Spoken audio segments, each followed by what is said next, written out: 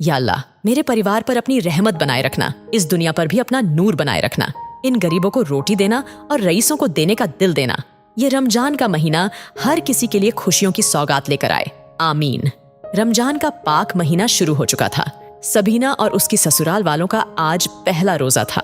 सभी ने नमाज अदा किया। तभी सबीना की ननद नज़मा ने बड़ी बेताबी से कहा, भाभी जान, जल्दी से इफ्तारी की थाल लगा दीजिए। अल्लाह कसम, मुझे जोरों की भूख लगी है। इतने में सास फातिमा ने झोपड़ी के कोने में रखी फटी हुई चटाई निकालकर बिछा देती है, तो वहीं गरीब बहू रसोई में जाकर देखती है, जहां रूखी सूखी रोटी के सिवा कुछ भी नहीं था। एक तरफ जहां गरीब ससुराल वाले इफ्तारी की दावत के लिए आंखें बिछाए बाट जोह रहे थे, गरीब बहू थाली में रूखी सूखी रोटी के साथ प्याज नमक रख कर लाती है। इफ्तारी की थाली देखकर नज़मा मुरझाए मन से कहती है, ये क्या भाभी जान, नमक, रोटी और प्याज, क्या हम इफ्तारी में ये खाएंगे? तभी सास फातिमा ने कहा, अल्लाह ने यही दिया है तो यही खाना पड़ेगा। नज़मा दुआ पढ़कर बिस्मिल्लाह करती है। सबने दुआ पढ़कर प्याज रोटी से इफ्तारी की। तभी ननद नज़मा नम आंखों से बोली, अम्मी अब्बू, मैंने सोचा था कि इस रमजान का महीना किसी दावत की तरह जाएगा। सवेरे की सहरी में ठंडी शरबत, पपीते, फल, खजूर खाते हैं और इफ्तारी में लजीज थाली।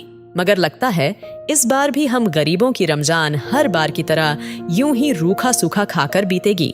ना ही ईद पर नए कपड़े नसीब होंगे, नहीं सेवई बनेंगी। सबीना की ननद नज़मा की उम्र कच्ची थी, इसीलिए रमजान को लेकर उसके मन में किसी बच्चे की तरह ढेरों ख्वाहिशें थीं, जिसे सुनकर सबकी आंखें भीग गईं। उसने एक टक सबीना को देखते हुए पूछा, भाभी जान, हम सबके साथ तो यह आपका पहला रमजान है, पर आपके अब्बू तो बहुत अमीर हैं, आपके यहाँ तो रमजान बड़े अच्छे से मनता होगा। ननद के सवाल पर सबीना बीते दिनों के लम्हों में खो सी गई, जो आज एक गरीब घर की बहू है। कल वो एक अमीर शाही खानदान की बेटी थी, जहां सबीना बड़े से खाने की मेज पर बैठी थी। पूरा मेज शाही अंदाज में सजा धजा था। सबीना के पिता एक बड़े उद्योगपति हैं। सुबह के 5 बज रहे थे। वो दिन रमजान का पहला दिन था। वसीम अपनी पत्नी की ओर देखकर पूछते हैं, रोशन बेगम कहाँ है? हमारे आंखों का नूर। तभी सबीना पीछे से आकर पिता को गले लगाकर कहती है, हम यहाँ हैं अब्बू। सबीना, तुम जरा खाने की मेज पर जल्दी आ जाया करो, वरना तुम्हारे अब्बू एक ही जुमला गाते रहते हैं, सबीना कहाँ है, सबीना कहाँ है। रमजान के पहले रोजे की बहुत बहुत मुबारकबाद बेटी। आपको भी अब्बू। चलिए जल्दी से सहरी करते हैं। देखिए अम्मी जान ने कितना कुछ बनाया है, ठंडा शरबत, रोटी, दाल मखनी। तभी सबीना लाड दिखाकर बोली, अब्बू इस शरबत फल एकदम मीठा है, हमें बिरयानी खानी थी और कीमा भी। उफ अल्लाह, ये लड़की कितनी नखरेली है खाने के मामले में। सबीना, आपको जो खाना है इलियास भाईजान से कह दीजिए। तभी भाईजान कहते हैं, कहो सबीना बिटिया, क्या बनाना है? सबीना कहती है, अब तो सूरज चढ़ने वाला है, चाचा रहने दीजिए, शाम को हमारे लिए इफ्तारी में मटन, बिरयानी और कबाब जरूर पकाना। वसीम का दिल बहुत बड़ा था।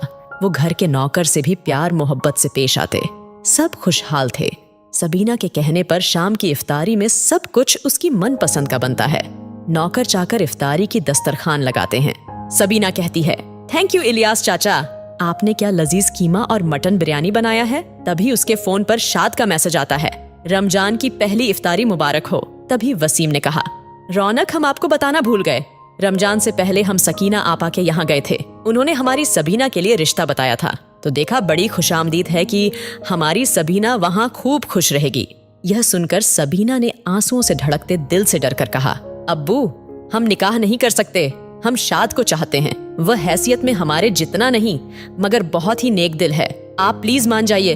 तभी अब्बू जान कहते हैं, सबीना, हम आपकी आंखों में आंसू नहीं देख सकते और हम उन पिता में से नहीं जो जोर जबरदस्ती करें, पर आगे सब तुम्हें देखना है बेटा। वसीम सबीना की पसंद से उसकी शादी गरीब शाद से कर देते हैं, मगर शाद के परिवार वाले दहेज का 1 रुपया भी नहीं लेते हैं और सबीना महलों की जिंदगी को छोड़कर गरीब ससुराल को स्वीकार कर लेती है, जहां उसे बहुत कठिनाई उठानी पड़ती है। यहाँ तक कि उसकी ससुराल में पहली रमजान भी रूखी सूखी बीती है। वह छलकते आंसुओं से नमक रोटी खाती है और कहती है, या अल्लाह, यह कैसी गमज़दा भरा वक्त है, हमारे गरीब ससुराल वालों को यह खाना पड़ रहा है, हमसे यह देखा नहीं जाता। ससुराल में रमजान का तकलीफ भरा नजारा देखने के बाद अगले दिन सबीना भूखी प्यासी जाकर जगह जगह काम मांगती है, जहां उसे नौकरी मिल जाती है। बॉस कहते हैं, सबीना तुम कल से ही काम पर आ सकती हो, पर इससे पहले तुमने कहीं काम नहीं किया, इसलिए हम तुम्हें 10,000 ही दे पाएंगे। सबीना कहती है, ठीक है, मगर मेरी बस एक ही गुजारिश है, पहली तनख्वाह हमें ईद से पहले मिल सकती है। हाँ, पर काम अच्छा रहा तो। दिन भर काम करके वह थककर चूर होकर आती है। जहाँ सास ससुर सलीम और फातिमा ने पूछा, बहू कहाँ थी तुम सवेरे से? अब मैंने आज से नौकरी शुरू कर दी है। तभी सोहर कहता है, पर सबीना मैं हूं ना, क्या तुम्हें अपने साद पर एतबार नहीं? यकीन है साद, मगर इन दिनों आप खुद खाली हैं। रमजान के रोजे के खर्चे के लिए पैसे चाहिए और हम नज़मा को थोड़ी खुशी भी देना चाहते हैं।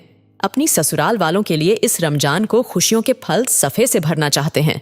अपनी गरीब बहू की सोच को जानकर सास फातिमा डबडबाई आंखों से कहती है, अल्लाह तेरी जैसी बहू हर घर में दे। बहू इसी तरह से दिन गुजर जाते हैं। सबीना पूरी मेहनत से काम करती है, वहीं उसके ससुराल वाले हर दिन रूखे सूखे से इफ्तारी और सहरी करते हैं। देखते ही देखते रमजान से ज्यादातर दिन बीत जाते हैं। बाजार भी ईद के लिए सज धज कर तैयार हो जाता है और 2 दिन पहले सबीना को पैसे मिलते हैं। ये लो सबीना, तुम्हारी पहली पगार पूरे 15,000।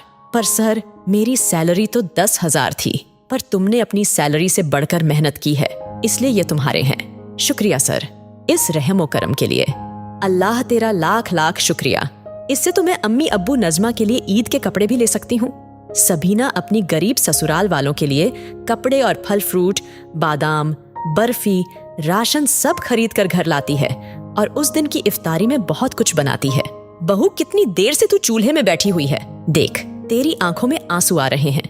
मैं बनाती हूँ। नहीं अम्मी जान, हम बना लेंगे, आप हमारी फिक्र न करें। सबीना उस दिन की इफ्तारी की दावत में खुद मिट्टी के चूल्हे का धुआं सहकर अपने गरीब ससुराल वालों के लिए बहुत कुछ बनाती है और फिर अमीरों की तरह दस्तरखान लगाती है।